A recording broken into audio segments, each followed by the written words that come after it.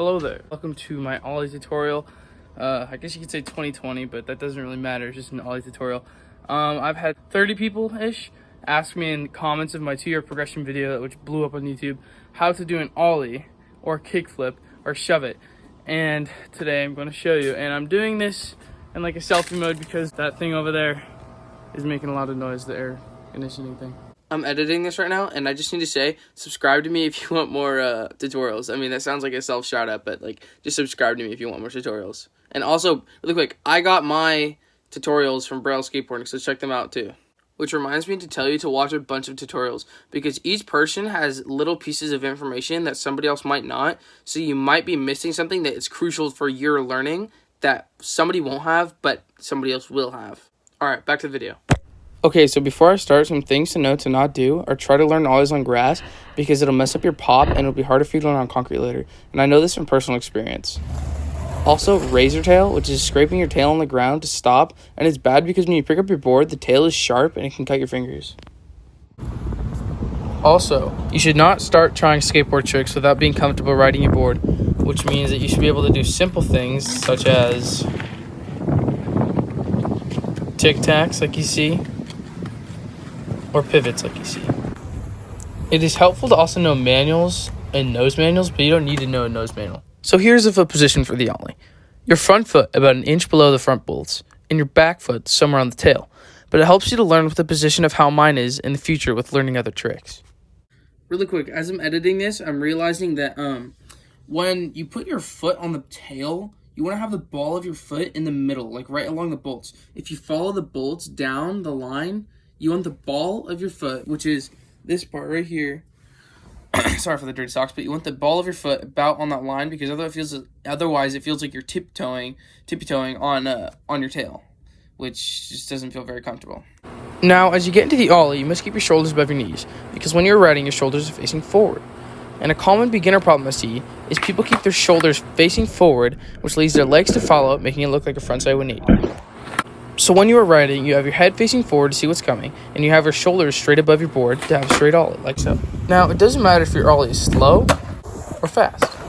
There are 5 parts to the ollie: the roll-up, the pop, the slide, the level out, and the landing. Now, when you level out, you must bring your back foot up too, because otherwise it'll look like that. So you see the roll-up, the pop, the slide, the level out, and the landing. If you analyze the ollie, you can see all 5 steps.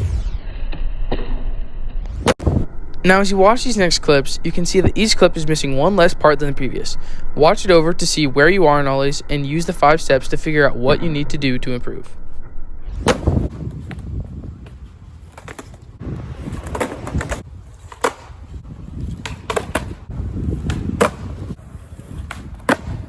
To practice your pop, stand off the board with your front foot and with your back foot slam the tail of the board on the ground like you see.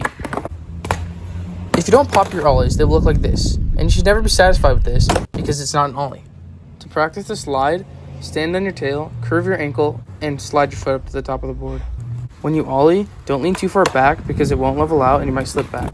You also don't want to lean too far forward because it might not pop and it'll look like that. Try to stay right above your board to get a better ollie.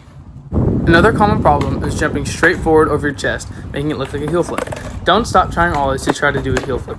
You can't do a heel flip and it'll mess up your progression. Now, one thing I did to help me learn ollies was hold on to gates and practice my ollies. Then I would try it on regular ground. Once I could do an ollie, I started doing it over cracks, then leaves, then pebbles, then bigger rocks. And then I wanted to get into distances, which I was too afraid of, but it was fine because it's just flat ground. And once I could do it, I would go as fast as I can, and then faster to try to get as far as possible. Now, once you can ollie, it's important to do them off curbs and up curbs to help you progress faster. It's also important to start getting tricks off of stuff. You're fine. I just checked to see what the hell's going on out here. I was actually about to leave, but I just did that one trick. Okay, no, you're fine. That's cool. Alright, thank you. Have a good day. Once I could ollie, I'd ollie over sidewalk blocks and weeds. Once you can ollie, do as many ollies as you can and be as creative as possible.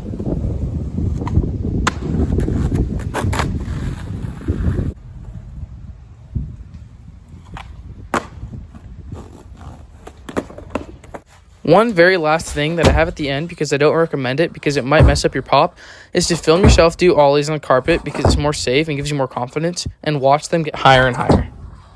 Like and comment if you want me to make a shove-it tutorial.